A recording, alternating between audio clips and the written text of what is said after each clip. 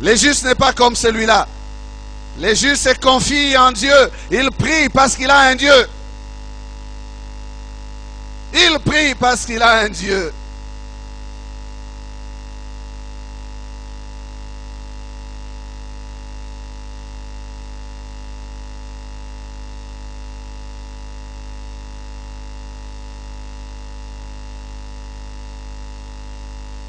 Les justes, n'oublions pas et ne l'oublions pas, il est juste parce qu'il est enfant de Dieu. Il a donc un Dieu. Les justes fait confiance à son Dieu. Il n'est pas juste par lui-même. Non, c'est parce qu'il croit en Dieu. Sa justice ne vient pas de lui. Non, c'est la justice de Dieu qui lui est imputée. C'est la justice que Dieu lui accorde. Donc le juste a un refuge. Il sait où se réfugier. Proverbe 18, verset 10. La Bible dit, le nom de l'Éternel est une tour forte. Les justes s'y réfugient et se trouvent en sûreté ou en sécurité. Les justes s'y réfugient et se trouvent en sûreté.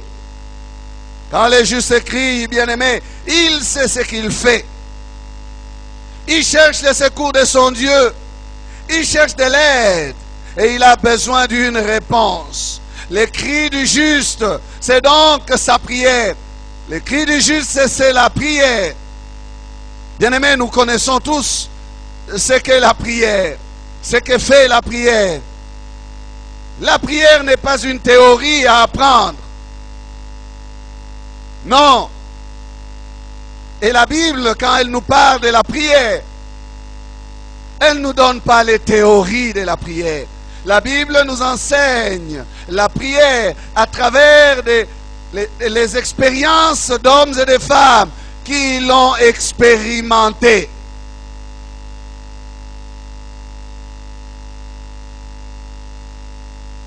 Elle nous montre des hommes qui prient. Parce qu'ils ont fait confiance à Dieu. Ils ont placé leur confiance en Dieu et ils se sont mis à chercher Dieu. Et Dieu s'est révélé à ces hommes. Dieu a exaucé leurs prières. Il a répondu à leurs cris parce qu'ils lui ont adressé des prières.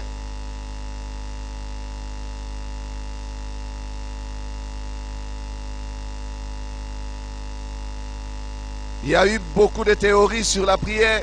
Et on peut, bien aimé, vous élaborer des théories sur la prière. Mais laissez-moi nous dire ce matin qu'on ne saura jamais prier tant qu'on ne se mettra pas à prier. Apprendre à prier passe par prier. Connaître la prière passe par prier.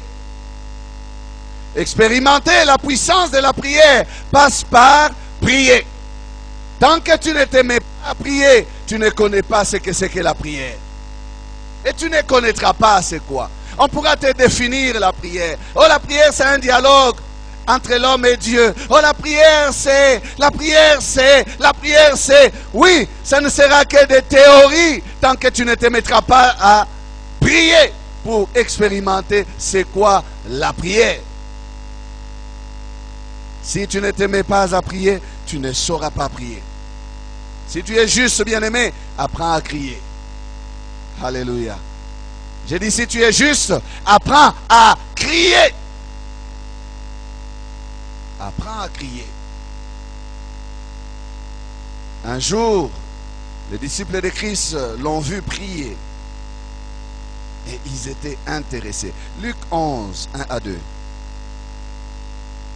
Jésus priait un jour en un certain lieu. Lorsqu'il eut achevé, un de ses disciples lui dit, « Seigneur, enseigne-nous à prier, comme Jean l'a enseigné à ses disciples. » Il leur dit, « Quand vous priez, dites, Père, que ton nom soit sanctifié, que ton règne vienne. Amen. » Un jour, Jésus priait en un certain endroit et ses disciples l'observaient. Ces hommes ont regardé le maître. Eh bien, ils savaient ce que c'est que prier, parce que dans la requête du disciple, il dit, comme Jean l'a enseigné à ses disciples. C'est qu'ils voyaient les disciples de Jean se mettre à prier. Oh! Et ils regardaient. Et quand Jésus les a appelés, jamais eux n'avaient expérimenté ce que c'est que la prière. Mais ils voyaient leur maître s'éloigner d'eux et se mettre à genoux quelque part et prier. Jésus sait donner du goût à ce qu'il fait. Il priait tellement bien, il priait tellement fort, il priait tellement régulièrement que les disciples ont été captivés. Ils disent, mais ça c'est quoi? Tu passes toujours ton temps à le faire. Donc enseigne-nous aussi. Nous aimerions faire comme tu fais. Amen. Ils se sont intéressés, ils ont dit, non, comme tu fais ça, c'est que c'est une bonne chose. Pourquoi tu nous laisses toujours? Tu t'en vas et on te retrouve quelque part, à genoux, les mains levées, tu es en train de parler. Mais, est-ce que c'est secret? Est-ce que c'est des choses qui demandent une initiation? Les affaires de la lumière ne demandent pas une initiation. C'est pas comme l'occultisme. Jésus n'a pas dit attendez à minuit, non. Jésus dit quand vous priez. Alléluia. Quand vous priez, ça veut dire que c'est fait aussi pour vous. Ça veut dire que vous pouvez aussi commencer. Vous pouvez aussi m'emboîter les pas. Je n'ai pas une condition à vous poser. Je n'ai pas des choses que j'ai fait en cachette que vous ne pouvez faire. D'ailleurs, il dit, tout disciple accompli sera comme son maître. Vous pouvez aussi vous mettre à prier. Il dit, quand vous priez, dites Amen. Vous voyez, quand vous priez. Pourquoi il répond quand vous priez? Ça veut dire, pour apprendre à prier, il faut commencer à prier. Tu veux prier? Mets-toi en prière. Comment je vais faire? Eh bien, avance. Commence à prier. Jésus dit, quand vous priez, dites. Écoutez, la prière doit avoir une dimension de cri. Quand vous priez, dites. Oh non, moi je prie.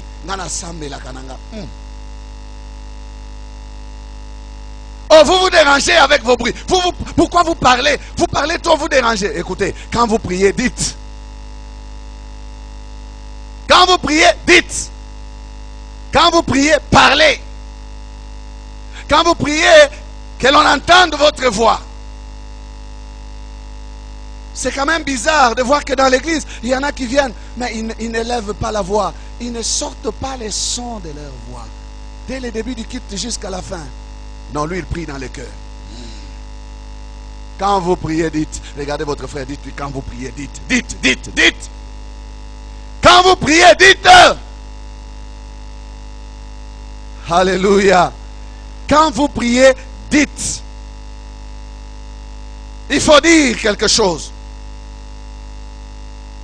Non, Jésus ne leur donne pas des formules. Il ne dit pas première condition, deuxième condition, troisième, et puis conclusion. Non. Quand vous priez, dites. Le juste doit prier. Le juste est un homme qui crie. Pour apprendre à prier, il faut se mettre à prier. Amen. Jésus est le juste par excellence. Mais écoutez ce que les Hébreux témoignent de Jésus. Hébreux chapitre 5, versets 7 à 8. Lui, il est juste. Notre modèle même de justice. Hébreux 5, 7 à 8. C'est lui qui, dans les jours de sa chair, ayant présenté avec de grands cris et avec larmes de prières et de supplications à celui qui pouvait le sauver de la mort, et ayant été exaucé à cause de sa piété, a appris, bien qu'il fût fils, l'obéissance par les choses qu'il a souffertes. Amen. Jésus criaient vers celui qui pouvait les délivrer de la mort. Ils priaient. Et ces prières étaient faites des cris et des supplications. Jésus gémissait dans la présence de Dieu. Jésus parlait à Dieu. Et le Saint-Esprit nous a donné quelques-unes de ses prières. Devant la tombe de Lazare, il a prié, il dit, Père, je te loue parce que tu m'exauces toujours. Je ne prie pas pour moi-même, mais je prie pour ceci, donc pour ses disciples. Il priait Jésus, et il parlait, il criait. La parole nous parle aussi de sa prière de Gethsemane. Père, s'il est possible que cette coupe s'éloigne de moi, toutefois, non pas ce que je veux, mais ce que tu veux. Non pas ma volonté, mais ta volonté. Et là, dans cet épisode de Gethsemane, la parole nous montre que Jésus-Christ, tellement qu'il a prié avec ardeur, avec ferveur, il transpirait et son sang sortait par ses pores. Sa sueur sortait comme des grumeaux de sang. Amen. La flamme de la prière de Christ. Lui qui était juste. Je répondais à un jeune homme qui me disait, mais pourquoi vous passez tout votre temps à prier? Je lui disais, écoute, si Jésus a prié, combien nous, des hommes de chair comme nous? Jésus a prié. Pourquoi est-ce que nous ne pouvons pas prier? Lui, le Fils de Dieu, il a prié. Pourquoi pas nous? Et la Bible parle clairement, c'était dans les jours de sa chair. Ça veut dire quoi? Pendant son séjour terrestre, pendant qu'il était dans un corps comme le nôtre. Amen. Il priait. Alors nous qui sommes dans ce corps-là, qui est nôtre, nous devons prier. À cause de ce corps, justement, et de ses aléas. Nous avons besoin de prier. Amen. Jésus priait constamment. Quand vous voyez les évangiles, chaque grande étape de sa vie, Jésus priait. Avant de choisir les disciples, il a prié. Avant d'aller à la croix, il a prié. Amen. Il priait constamment. Ce texte ici de Christ nous enseigne aussi, bien aimé, la clé de la réussite de la prière. Ce texte dit qu'il a été exaucé à cause de sa piété. C'est pourquoi nous parlons du juste. Nous disons que le juste est un homme qui prie. Parce qu'il est juste, il a donc un accès auprès du Père. La prière est une matière qui réussit au juste. Est une matière qui lui convient. Parce qu'il est un homme pieux.